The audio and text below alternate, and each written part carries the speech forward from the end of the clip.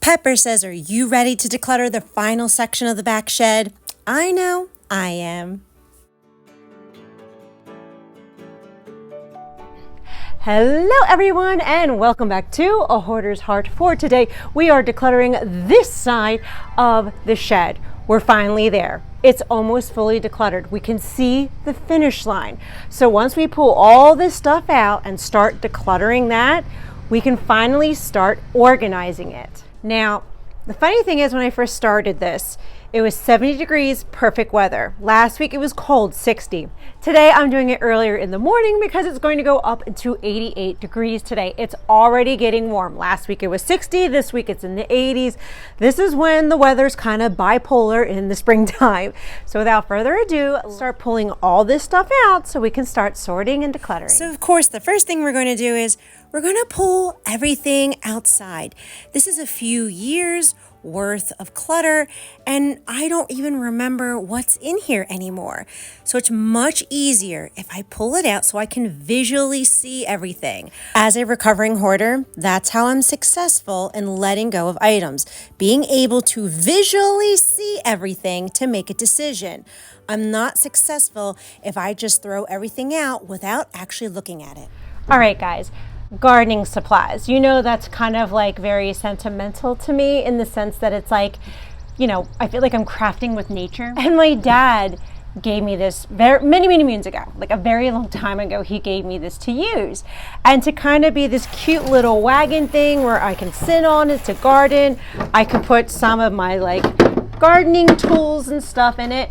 And at one time it was very organized, but of course, as you can tell, my hoarder coding sometimes defaults back to settings, but like all of this, there's tossy. I'm not holding on to empty buckets anymore. So that's why I'm kind of happy that we're doing this, because it's like, oh wow, finally, this is the spring summer that I can get this to where I want it, an organized little garden wagon. So I'm going to give it a really good hose down, wipe it down so that it can be functioning the way it's supposed to be. And these are some of the ways that I have learned how to emotionally declutter so I can be successful in letting go. We're visually pulling everything out so we can see everything. I'm also talking about the emotions and the feelings that I have attached to the items. My hoarding was a behavior of saving everything, but underneath of that behavior, there was a feeling. And beneath every feeling, there is a need. So that's why I'm continuously trying to meet that need rather than just focus on the behavior. Because once I start to focus on the need, once I start to bring that to light and talk about it with all of you, all of a sudden the behavior is starting to change on its own. Okay, here we go. This is fun, trying to balance myself in here. But these baby toys, right? These are sentimental, but we're early enough in the declutter where like my decision-making emotional tank is still pretty full and I can handle like letting like this stuff go because we're early on. As we progress back, I don't know how strong I'm going to be, but it's okay. And for the most part, like there's scooters and other things, I'm going to let the kids decide what they want to keep, what they want to let go of, because it's their stuff and I want them to start to learn these decision-making techniques for them now as they're growing up here. This is how we emotionally declutter.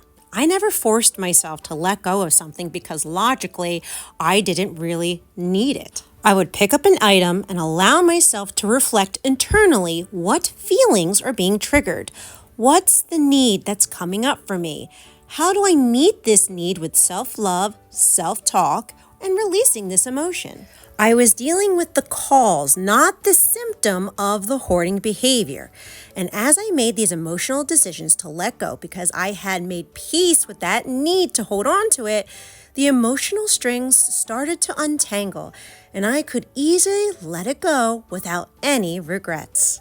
For example, I held on to every single garden supply I had, even if it was trash, just like this. This is trash. I don't need it. It doesn't work. We can let it go. But I used to hold on to the trash because the feeling I had was that I'm really good at gardening and I love doing it. But the need was that I had low self-esteem about my skill sets and expertise, and I needed the supplies to validate that I was actually good at things. That's why I held on to it. All right, here we go. Sentimental stuff already. This is pool stuff. It's been in the back. And of course, it's going to be from when they were younger. Like this little blow-ups. It was part of a slip and slide, but they were very little. But their little kickboard, no, that's too small. Oh, the feels. This was Tyler's. They can't use it, right? And I know that logically we have to give it away. It's still the boys, and I'll let them have the final decision, which I think they'll say yes. Still have the feels that I'm feeling okay as much as I'm feeling these feelings and I'm processing it, to be like, guess what? We can definitely let some of this stuff go. I mean, oh my gosh, some of it's like brand new in the gosh darn thing. We could put them right in the yard sale. Like, this one is an obvious yes. It was never open. Oh my God, when Dollar Tree or Dollar General was still like $1 for most things. Like, these are things we can throw into the yard sale. Oh my gosh, but maybe I'll keep their big, this actually they could use now. So this is a keep. Big donut float. This they can actually keep, so that makes me feel good. But again, I'm allowing myself to kind of process those internal emotions in the sense that, what is the feeling beneath the need? Why am I feeling like I need to hold on to it? Oh yeah, I'm still kind of mourning all those miscarriages I had. I feel like I should have had a child now who could be enjoying these things, and I feel like she is still kind of almost with me, if that makes sense. If you know, I feel like she's still with me, and I feel like I'm giving away things that were supposed to belong to this child who is not here. So that's the need underneath. So as I work through that, as I talk through it, as we kind of like process these emotions to release it, I feel a lot better letting some of these things go, but also allowing myself to keep one or two of some of those items just so I can continue decluttering. Another reason that it's very important that I process these emotions is because I'm giving my boys full control over what they're keeping and what they're letting go of. And if they let go of something that I am feeling emotional attachments to, I need to kind of have my poker face. I need to be ready to not show them any sign of like, oh, please don't do that. Please don't let that go. I don't want my reaction to influence their decisions. So that is another important reason why it's so important for me to emotionally process the need underneath the feeling of why I hold on to these items.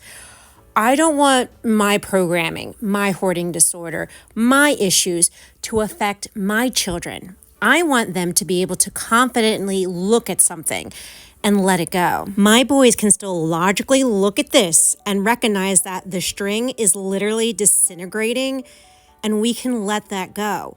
I want them to keep that logical decluttering mindset. That's why it's so important for me to have this poker face while they're making the decisions, because I don't want them changing their decision based on making mommy happy, based on mommy approving or disapproving on the action that I'm taking, because then it becomes a totally different issue for them. I'm not 100% sure if they have the hoarding disorder gene within them, but I have recognized similar behaviors in them when they were younger.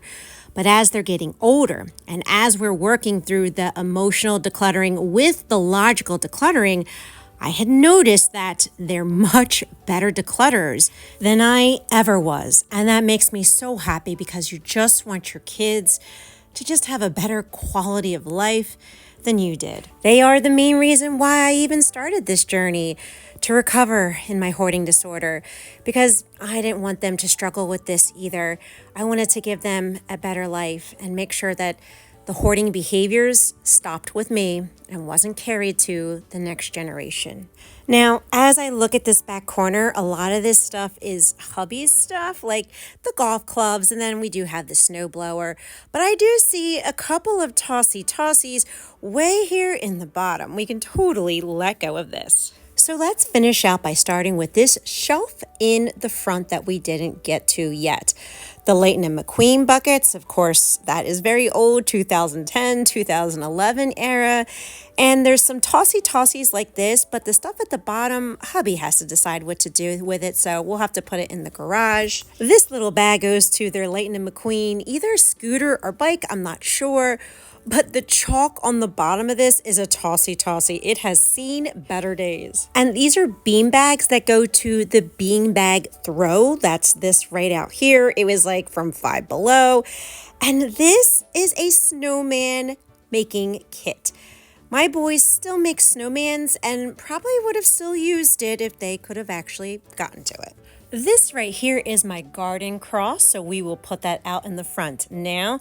And here are some toys that they actually did play with last year.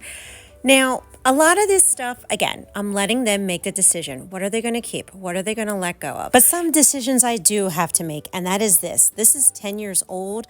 And you can tell that there is a lot of water damage that happened to this. So I can guarantee you there's mold. So I'm going to let go of it immediately. But this is clearly dry and they can go ahead and make decisions. Are they going to keep it? Do they want to play with it? Do they want to put it in the yard sale? These are their old knee pads and elbow pads. And clearly, these are outgrown. So I'm going to encourage to put this in the yard sale or honestly just give it away. Same with the bicycle helmets. These don't fit anymore. So I hope that they make the decision to let it go. And on the bottom here, more snowmaking stuff. Now, my boys love playing in the snow. And again, if it was cleaner and accessible, they would have totally used it this past season. And now let me show you the tossy pile. And a majority of it is the boys making decisions on letting this go. There were some things that I was shocked on, especially Tyler's soccer net. He said it was too small and he wanted to put it in the yard sale. I was so proud of him. They are letting go of so much stuff. A lot of stuff that's still functional and that'll do really well in the yard sale, like a beanbag toss and a bike and all kinds of stuff. Now, let's just hope Mother Nature works with us and gives us a good Friday and Saturday weather. And now this side of the shed is fully decluttered. We reached it. We made it to the finish line. The shed is fully decluttered. Now, we got to move on to organizing it. How are we going to organize this space? Because we still have things in our kept pile and we got to bring things back into it. And I'm really looking forward to finally getting this shed organized and completed. And my hope and my prayer is that this video motivated and encouraged you to clean, declutter, and let go of something in your home today too.